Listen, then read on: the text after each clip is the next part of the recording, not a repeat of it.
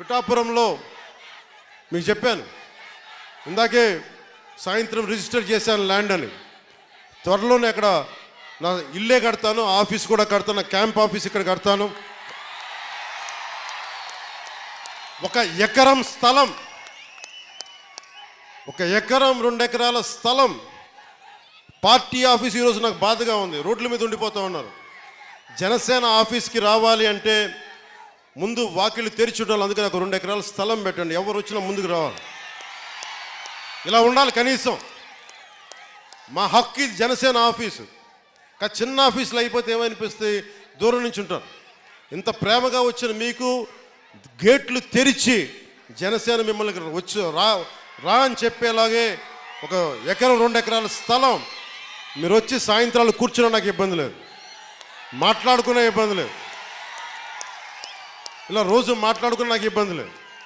అలాగే చాలామంది పిటిషన్స్తో వస్తూ ఉన్నారు. ఈరోజు ఒక 5 మందిని నేను అపాయింట్ చేశాను ఇక్కడి నుంచి రాకముందే. వారి చేత పిటిషన్లు తీసుకుంటా ఉన్నా. ప్రయారిటీ ఒకటే చెప్పాను, ఎవరైనా సరే మెడికల్ సంబంధించిన సమస్యలు వస్తే దాని ప్రయారిటీ తీసుకోండి. అలాగే లా అండ్ ఆర్డర్ సమస్య, ఏమైనా కిడ్నాపింగ్లు జరిగినా దాడులు జరిగినా అది ప్రయారిటీ తీసుకోండి.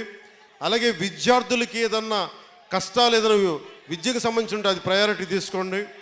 అలాగే యువతకి ఉపాధి అవకాశాలు అంటే ప్రభుత్వ ఉద్యోగాలు వచ్చే లోపు మన మద్దతుదారులు, మన తెలుగుదేశం నాయకులు ఉన్నారు, తెలుగుదేశం పార్టీ మద్దతుదారులు ఉన్నారు, కృష్ణరాజు గారు ఉన్నారు, వర్మ గారు ఉన్నారు. ఇవన్నీ కాకుండా కూటమికి నిలబడ్డ చాలామంది పెద్దలు ఉన్నారు. వారందరి కంపెనీల్లో జాబ్ మేళా ఇక్కడే పెట్టుకుందాం. వారిని పిలిపిస్తాను. మన ఉదయ్ శ్రీనివాస్ ఉన్నారు, చాలామంది ఢిల్లీ నుంచి పిలిపించి జనసేన ఆఫీస్లో యువతకి మీకు స్కిల్ ఉంటే వచ్చి మీరు జాబ్ మేళా ఇక్కడే పెడతారు. మీరు వచ్చి మీ సమర్థత ప్రతిభని బట్టి మీరు ఉద్యోగాలు ఇక్కడే సెలెక్ట్ అయ్యేలాగా, మీరు ఎన్నుకోబోయేలాగా బాధ్యత కూడా తీసుకుంటాం ప్రభుత్వ ఉద్యోగాలు వచ్చే లోపు. ఇలాంటివన్నీ ముందుకు తీసుకెళ్తున్నాం. నాకు కనీసం 1-2 నెలలు 1 క్వార్టర్ సమయం కావాలంటే, కనీసం క్వార్టర్ అంటే గత ప్రభుత్వం క్వార్టర్ కాదు, బ్యాంక్ క్వార్టర్ అంటే 3 నెలలు. ఆ మందు ఇంకా అమ్ముతున్నారా వాళ్ళు? ఇంకా అమ్ముతున్నారు. అబ్కారీ శాఖ మంత్రి కొల్లు రవీంద్రబాబు గారిని అడగలిగిన పరిస్థితి. ఇంకా వాళ్ళు మందు అమ్ముతున్నట్టున్నారు కదా. ఇంకా అంటే మరి ఏదో కొత్త మధ్య విధానం తీసుకొచ్చే వరకు తప్పదు అనుకుంటాం.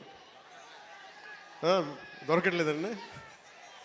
సరే, ఈ లోపు దయచేసి ఎవరన్నా తాగాలని మైండ్ సెట్తో ఉంటే దయచేసి దాన్ని ఆరోగ్యాలు కాపాడుకొని తాకండి. అదొకటి నా విన్నపం. మీకు అందుబాటులో ఉండేలాగా నేను నిరంతరం రావడానికి ఒకేసారి నా మీద అందరం మీద పడిపోతే కష్టమైపోతుంది. అందుకని కొంచెం పెద్ద స్థలమే తీసుకున్నాను. మీరు రాకపోకలకి ఇబ్బంది లేకుండా భారతదేశం మొత్తం జనసేన 21 సీట్లు గెలిస్తే భారతదేశం అంతా ఎలా చూసిందో పిఠాపురం అభివృద్ధి భారతదేశానికి ఒక మోడల్ లాగా అయ్యేలా. ఒక్కళ్ళు కాదు, ఇక్కడ నేను ఒక్కనే కాదు, పెద్దల వర్మ గారు ఉన్నారు, కృష్ణరాజు గారు ఉన్నారు, ప్రతి మండలానికి ఉన్న మన జనసేన నాయకులు ఉన్నారు, ఇన్ఛార్జిగా బాధ్యతలు తీసుకున్న మర్రెడ్డి శ్రీనివాస్ గారు ఉన్నారు. మీరు దమ్ముండి ఇక్కడే పిఠాపురంలో వచ్చిన మెజారిటీతో ఈ అబ్బాయి గెలిచేశాడు. దాదాపు 70, ఇక్కడే 1,00,000 ఓట్లు వచ్చేసిన అబ్బాయికి. అండ్ ఇప్పుడు మనం జనసేన రికగ్నైజ్డ్ పొలిటికల్ పార్టీ. చాలా కష్టం, ఎన్ని దెబ్బలు, ఎన్ని ఆటుపోట్లు, ఇవన్నీ తట్టుకొని నిలబడ్డామంటే ఇక్కడున్న నా ఇస్లాం మత ధర్మాన్ని పాటించిన మా జన సైనికులు చెప్తా ఉన్నాను. వెళ్ళి ఇక్కడ బంగారు పాపమ్మ దర్గా ఉంటుంది. నా గురువు సనాతన ధర్మాన్ని పాటించే గురువు ఆయన చెప్పింది ఎంత గొప్ప వ్యక్తి అంటే, ఆయన చెప్పింది వెళ్ళి అక్కడ బంగారు పాపమ్మ దర్గా ఉంటే దాన్ని దర్శించాం, అక్కడ చాలా శక్తి ఉంది, దండం పెట్టుకు వెళ్ళి ఆశీర్వాదాలు కావాలి అంటే. నేను వెళ్ళి లోపలికి వెళ్ళి కూర్చుంటే నుంచున్నాను, ఇంతే ఉంది స్థలం, అపారమైన శక్తి ఉంది అక్కడ, ప్రశాంతత వచ్చింది, దీవెన వచ్చింది. అలాగే ఆంధ్ర బాప్టిస్ట్ చర్చ్కి వెళ్తే, మనకి వెనకాల ఉన్న ఆంధ్ర బాప్టిస్ట్ చర్చ్కి వెళ్తే చాలా అద్భుతమైన ప్రార్థనలతోటి ఆ క్రీస్తు సూక్తాలు మనకి స్తుతులతోటి ఆ ప్రార్థన జరిగినందుకు ఆ చర్చ్ ఫాదర్స్ అందరికీ కూడా పెద్దలకి నా 2 చేతులెత్తి నేను వారికి నమస్కరిస్తున్నాను. నేను వారాహి తల్లి వ్రతం చేసిన ఇస్లాం ధర్మాన్ని గౌరవిస్తాను. నిన్న నా స్నేహితులతో చెప్తా ఉన్నాను, బైబిల్లో మా టీచర్ అమ్మ చెప్పేది, శిరోమణి టీచర్ అని.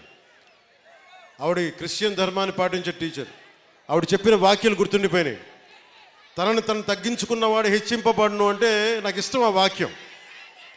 అది పాటించాను అనుకుంటా. 60 సీట్ల పోటీ చేద్దాం అనుకుంటే లేదు 40 చాలు.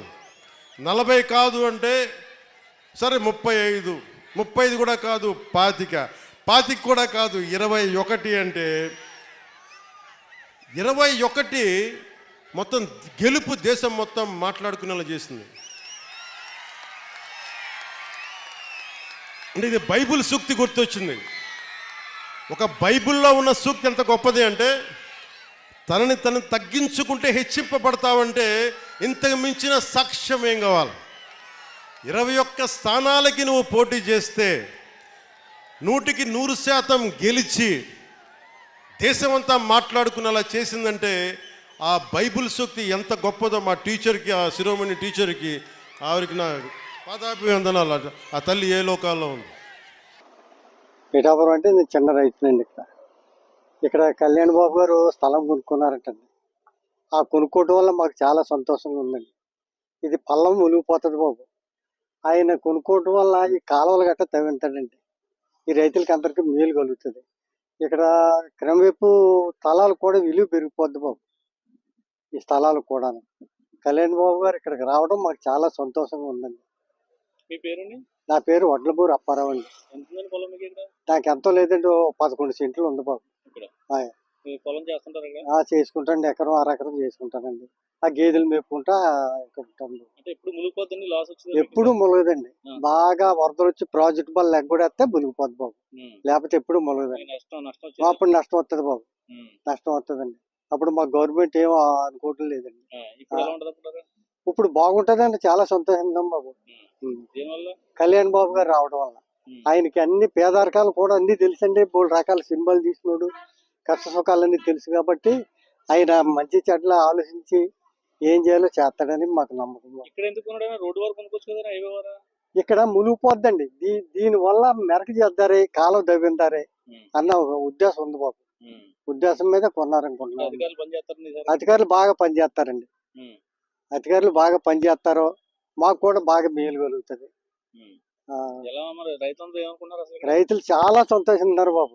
కళ్యాణ్ బాబు రావడం వల్ల చాలా సంతోషంగా ఉన్నారు. రైతులకి అందరికి మేలు కలుగుతుంది.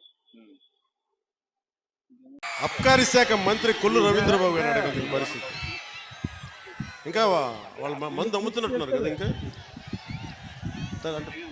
మరి ఏదో కొత్త మధ్య విధానం తీసుకొచ్చే వరకు తప్పదు అనుకుంటాం. దొరకట్లేదండి. సరే, ఈ లోపు దయచేసి ఎవరన్నా తాగాలని మైండ్ సెట్తో ఉంటే దయచేసి దాన్ని ఆరోగ్యాలు కాపాడుకొని తాకండి. అదొకటి నా విన్నపం.